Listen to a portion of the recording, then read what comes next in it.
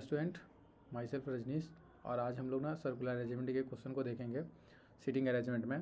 तो circular table का देखो होता क्या है ना कि सबसे पहले अगर हमारे पास एक क्वेश्चन है कि EFGHPQR are sitting around the circular table. ये कोई नाम भी हो सकता है किसी पर्सन का, किसी क्वेश्चन में नाम भी दे सकता है, अभी अल्फ़ाबेट में मेंशन है, ठीक है।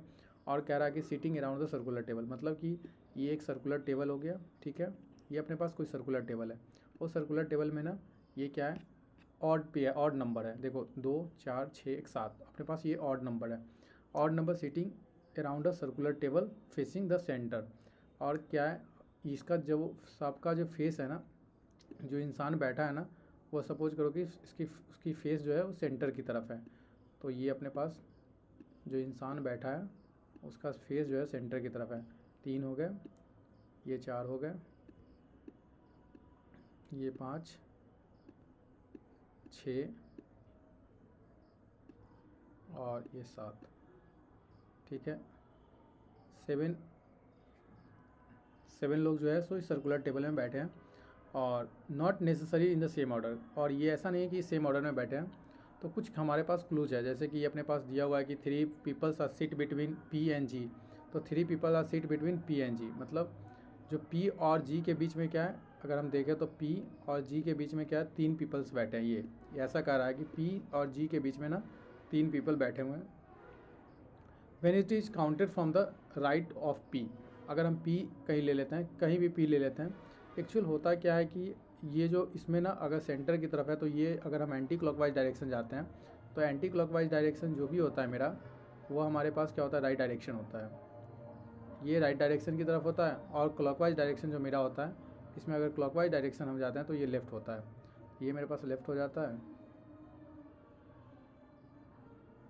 और ये मेरे पास लेफ़्ट हो गया।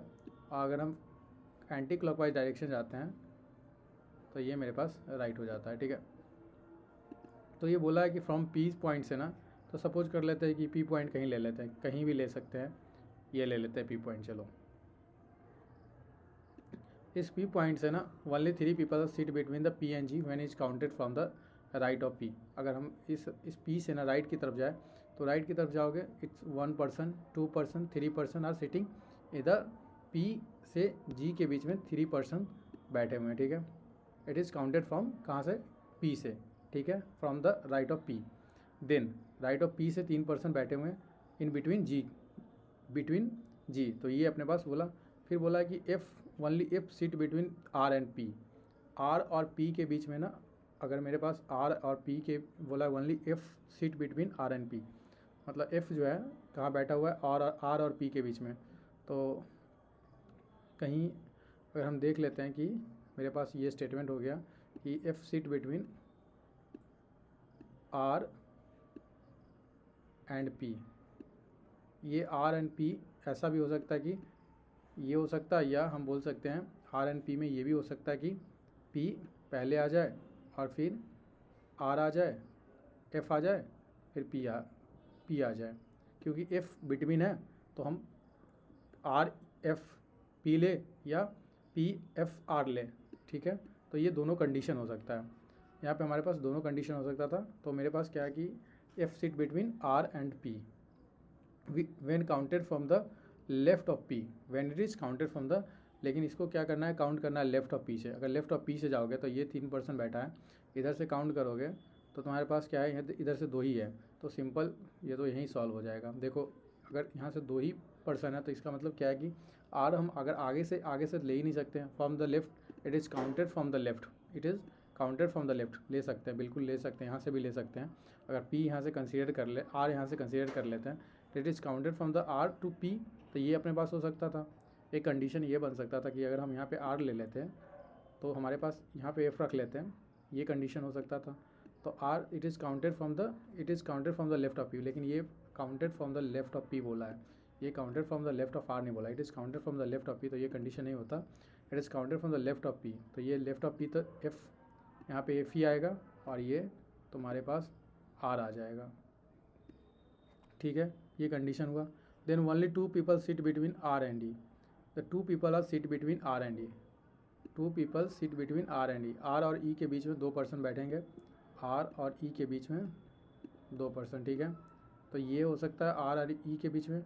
लेकिन और क्या बोला इसका, तो मैंने counted from the left of R, R के लेफ्ट से। तो लेफ्ट के आर से अगर हम जाएंगे तो ये मेरे पास क्या है, लेफ्ट के आर इधर से, ये क्लॉकवाइज डायरेक्शन 1 2 और 2% counted from the left of R, 1 2 और ये। तो 2% are sit between the 2 peoples are sit between R and N when counted from the R. R से अगर काउंट करते हैं तो 2%, तो एक जी हो गया। अब हमारे पास 2 पीपल और बचे हुए हैं। तो H is not immediately neighbours of the, H is not immediately neighbours of G. G के नेबर्स में ई की जो है, जी जो एच जो है ना, एच जो है जी के पास में नहीं होगा, इधर लेफ्ट में या राइट में कहीं भी जी के पास में नहीं होगा। It is not neighbour of G, ठीक है। तो जी के पास में नहीं होगा तो मतलब ये हो गया जी। एच इज़ नॉट, एच ना, एच तो एच हमारे पास ये आ गया। तो हमारे पास अब लेफ्ट बचा कौन सा, R E F G H P Q Q. तो ये अपने पास ये अरेंजमेंट हो गया, सीटिंग अरेंजमेंट। अब हमारे पास पूछा है how many people seat between F and Q.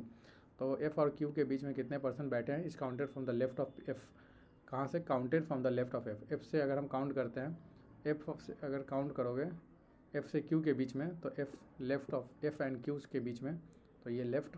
तो ये अपने पास कितना, how many people are seat between F and Q and counted from the F left of F.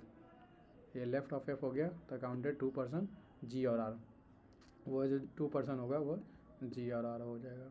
तो ये अपने पास करेक्ट आंसर हो गया, ठीक है। बहुत सारा सीटिंग अरेंजमेंट का क्वेश्चन देखेंगे, एक ही क्वेश्चन से हम सारे कंसेप्ट को देखेंगे। सबसे पहला कंसेप्ट इसमें हमारे पास ये था कि जब भी हम क्लॉकवाइज डायरेक्शन में जाएंगे तो ये मेरे पास राइट की तरफ लेता है, और एंटी क्लॉकवाइज डायरेक्शन में, एंटी क्लॉकवाइज सारे न्यूमेरिकल से हम लोग सारे कंसेप्ट को देख लेंगे। इसमें मैक्सिमम 10 कंसेप्ट है और उसे कवर हो जाएगा। और हम लोग ना स्टेटमेंट, ये क्लॉकवाइज हो गया, ठीक है, ठीक है। तो क्लॉकवाइज में लेफ़्ट और एंटी क्लॉकवाइज में राइट, ठीक है ना। इन कोई भी हम अगर सर्कुलर टेबल में अरेंजमेंट देखते हैं तो, ठीक है ना। और किसी भी पॉलीगन में भी देखेंगे ना तो यही कंडीशन चलता है कि क्लॉकवाइज में लेफ़्ट और ये राइट। अगर क्या ना कि फेस सेंटर की तरफ है तो फेस सेंटर की तरफ से बाहर की तरफ आ जाएगा तो ये जस्ट पलटेगा, उलट जाए, ये ना चेंज हो जाएगा, ठीक है। और दूसरा बात, अगर इमीडिएट नेबर्स का मतलब होता है कि इमीडिएट नेबर्स का ये जो वर्ड था इमीडिएट नेबर का मतलब होता है कि जी अगर एच ना, एच था ना, H is not immediate neighbour, तो मतलब एच ना लेफ्ट में ना राइट में, दोनों तरफ जी नहीं होना चाहिए। H is not immediate neighbour of G, या तो लेफ्ट या राइट, कहीं भी जी के आसपास में नहीं होना चाहिए एच, ये बोला था। इसीलिए हम एच को यहाँ पे नहीं रख सकते थे क्योंकि एच यहाँ पे नेबर हो जाता जी से, इसलिए नहीं रखे, ठीक है। और भी अगर स्टेटमेंट को समझोगे तो देखो, सबसे ये स्टेटमेंट जैसे कि लेफ़्ट की तरफ, तो बोला ना कि पहला स्टेटमेंट जो only 3 people sit between P and G, तो कहाँ से पी और जी के बीच में, तो कहाँ से काउंट करना है, from the right of P. ये statement from the right of P, तो ये अपने पास क्या है ना, statement read from the right of P से काउंट करना है, ठीक है। सेम एज इट इज़ अगर दूसरा स्टेटमेंट जो था कि only F seat between R N, F जो है ना सीट करता है तो ये लेफ्ट की तरफ था, from the P to left of P from the left of P. तो फॉर्म का यूज़ करना है हम लोग देख लिए, ठीक है। धीरे धीरे हम लोग बहुत सारे चीज़ों को देखेंगे, इसमें काफ़ी कंसेप्ट है, इसका 10-12 कंसेप्ट है और कवर अप हो जाएगा पूरा, ठीक है। तो इस क्वेश्चन को यहीं रखते हैं, थैंक यू।